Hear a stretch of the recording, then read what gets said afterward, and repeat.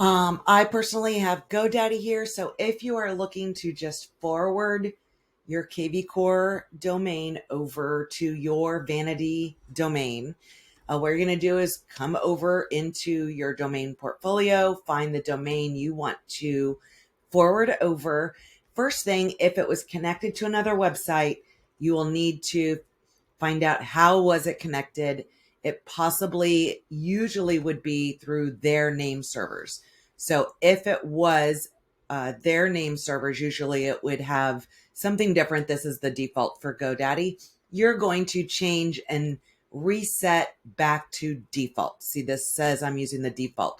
So you will go back to default, refresh. So that way you'll see this.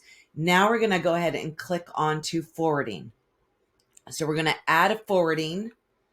And this is where we need to make sure that says HTTPS. Your kvCore sites are secured. We need to make sure, otherwise you're going to get unsecured notices and lots and lots and lots of issues I see with this.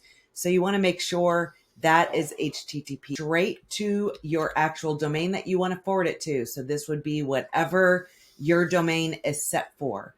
Then you're going to just paste. And you can see it automatically dropped the HTTPS. So this is exactly, I copy straight from the direct URL. I don't type anything in. I want it to be exact. So you're going to paste that in there, and then you're going to go ahead and save. If you do forward with masking, I find definite issues. Even with the forwarding, I feel there's a lag time. You don't get all the SEO benefits. But this one just has to be, happens to be a secondary domain. We already have our actual domain fully connected. So we're just going to be forwarding some of our URLs over to different pages within our website. So this is what you want to do, and then click save. Typically, it could take a couple minutes if you've never used that domain. If it was fully connected to another website, it could take up to 48 hours, which usually it'll say just to kind of CYA on their end. But usually that should be no problem. Usually when there is a hiccup, it is because there is some sort of records still tying you to another website.